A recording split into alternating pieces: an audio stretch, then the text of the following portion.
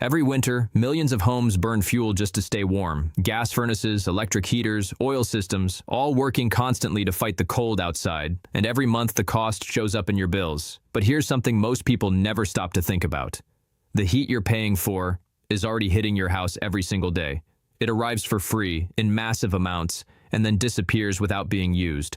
Not because it isn't powerful enough, but because your home was never designed to capture it. Now imagine this instead.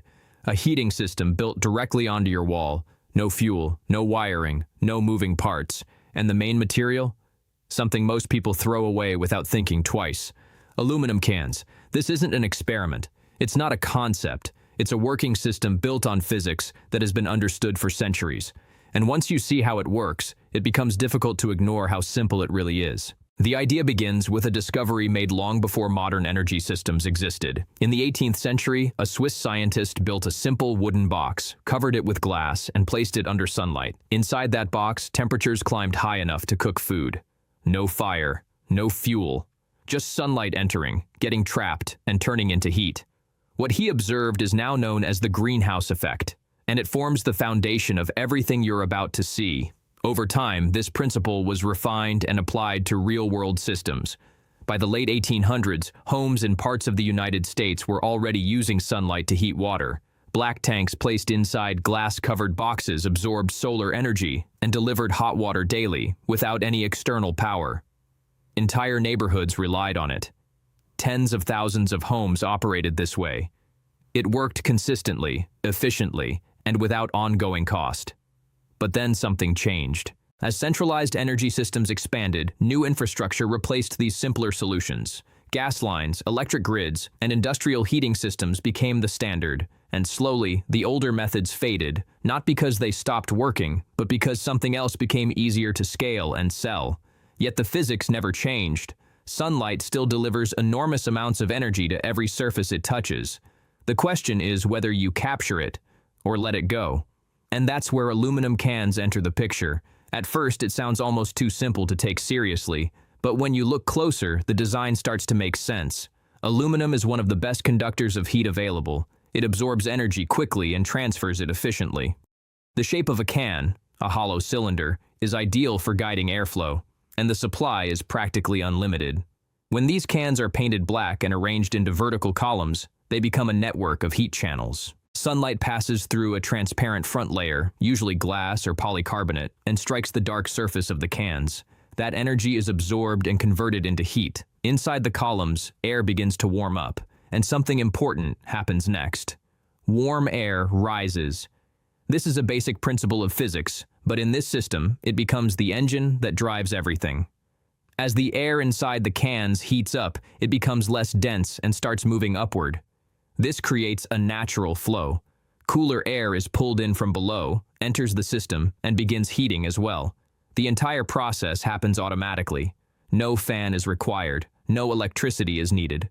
The system runs purely on temperature differences and natural convection. As long as the sun is shining, the air continues to move, and the temperature difference is not small. In controlled tests, these systems have produced air that is 15 to 20 degrees Celsius warmer than the incoming air, even in freezing conditions. That's a significant amount of heat being generated from materials that cost almost nothing. But the real effectiveness comes from how that heat is delivered. Instead of trying to heat an entire house at once, these panels act as supplemental systems. They feed warm air directly into a room, reducing the load on your main heating system. Over time, this adds up. Less fuel is burned, less electricity is used, and the overall cost of heating drops. A single panel, about the size of a door, can produce over 1,000 BTU per hour under strong sunlight. Install multiple panels on a south-facing wall, and the output increases accordingly. For many homes, this can offset a meaningful portion of heating demand during the winter months, and unlike most systems, the operating cost is permanently zero. There's no fuel to buy, no parts that wear out quickly, no service appointments. Once built, the system continues working every sunny day for years. The construction itself is surprisingly straightforward. The cans are cleaned and modified to allow airflow from one to the next. They're stacked into vertical columns and sealed together to prevent leaks. These columns are then placed inside a frame, a simple box made from wood or similar materials. The back of the box is insulated to prevent heat loss, while the front is covered with a transparent layer that allows sunlight in while trapping heat inside. At the bottom of the panel, an opening allows cooler air from the room to enter. At the top, another opening lets the heated air return. This creates a continuous loop. Some builders add small solar-powered fans to increase airflow, but even without them, the system works on its own. What makes this even more interesting is how the design naturally adapts to the seasons.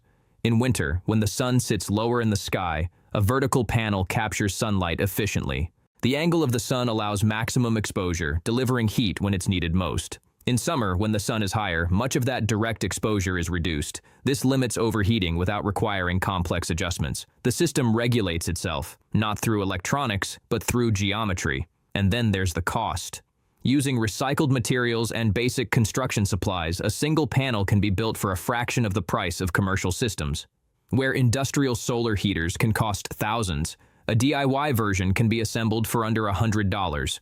The difference isn't in the physics, it's in the packaging. Both systems rely on the same principles: sunlight, heat absorption, airflow. One is marketed and standardized, the other is built by individuals using accessible materials, and this highlights a broader pattern. Modern systems are often designed around complexity, specialized parts, professional installation, ongoing maintenance. These create dependency.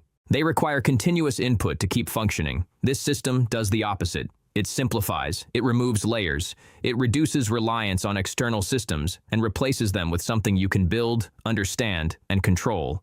That doesn't mean it replaces everything. It works best as part of a larger system, supporting, reducing, and improving efficiency rather than acting as a single solution. But even in that role, its impact is significant. Because once you start capturing energy that was previously wasted, everything changes. Heating becomes less about consumption and more about management. Instead of constantly adding energy, you begin using what's already available. And that shift is important. Because energy isn't scarce in the way most systems suggest. It's abundant. It arrives daily. The limitation has never been supply. It's been design. Homes weren't built to use it, but they can be adapted. And that's where this system fits in. It doesn't require rebuilding your house. It doesn't require abandoning existing systems. It simply adds a layer, a passive system that works alongside everything else, quietly reducing the load. And over time, those reductions compound. Lower bills, less fuel, more independence, not through complex technology, but through a better understanding of what's already happening around you. Sunlight hits your house every day, air moves naturally when it's heated, materials absorb and release energy based on their properties. None of this is new. What's new is choosing to use it, because at the end of the day, the system isn't hidden, the materials aren't rare, the knowledge isn't complicated, it's all right there. The only difference is whether you see it as waste or as potential. If this changed the way you look at something as simple as an aluminum can, subscribe, because the next system might change the way you look at your entire home.